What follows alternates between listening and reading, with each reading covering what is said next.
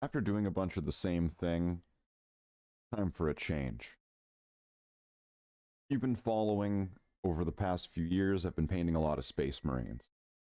From Primaris Marines to Firstborn, Tactical, Devastator, Assault, Intercessor, a lot of different infantry.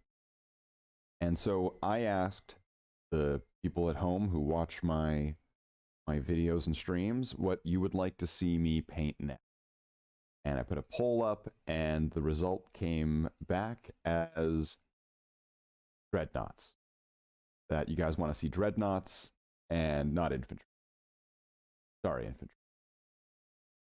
Over the next few months, I'm going to be painting dreadnoughts. Dreadnoughts are these super powerful walking machines that are equipped with the best weaponry that the chapter can bring to bear.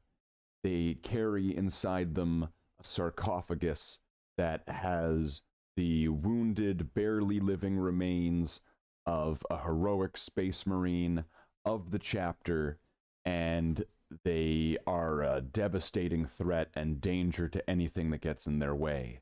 And they look amazing while doing it. Why doesn't my one look like that? So over the next little while, I'm going to be painting dreadnoughts. I'm going to be going through a lot of discovery, self-discovery. I'm going to be going on a journey of inner philosophy and painting. By the end of it, I'm going to have 6 more dreadnoughts, and it'll all have a cohesive style and pattern to it.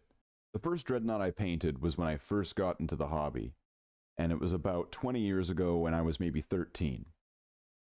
You can see that it's very unfinished in a lot of areas and could very much be touched up on and improved. It already needs to have some touches up anyway.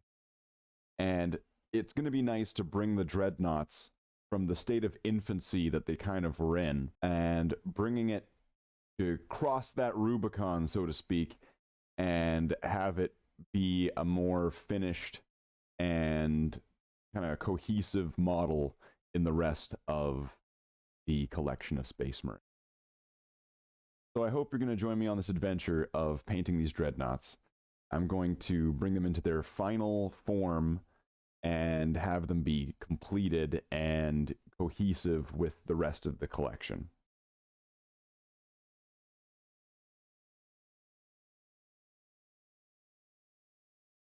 Let's look forward to it. Let's do it. Yeah, monkey. Which will be a finished product rather than the unfinished product that I would have done before. When I painted my dreadnought, though, I had painted the Redemptor dreadnought and based it off of the dreadnought that I had already done, which was the original dreadnought.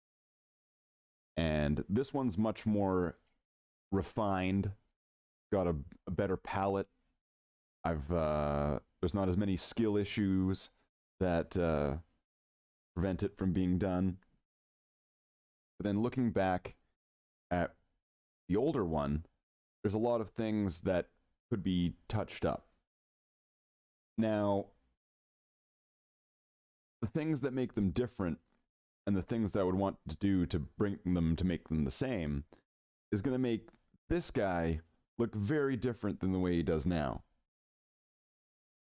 while trying to keep it as much of the same as possible so it keeps its identity as what it was, but is new now. So over the next while, I'd hope that you would join me where I'm going to be painting these dreadnoughts. It's going to be an absolute nightmare, but by the end of it, it's going to be wonderful. So I hope that you're going to join me on this adventure of painting these dreadnoughts, putting them back, taking them apart and putting them back together again, stripping them down, removing their identity, giving them a new identity, and replacing their identity. So I hope you're going to join me on this adventure of painting these dreadnoughts and bringing a final form to these dreadnoughts that moving forward will be the way, and will have cleaned up sort of skill issues that were there in the past. So we're going to bring these into the future and make this the absolute definitive form of the dreadnoughts.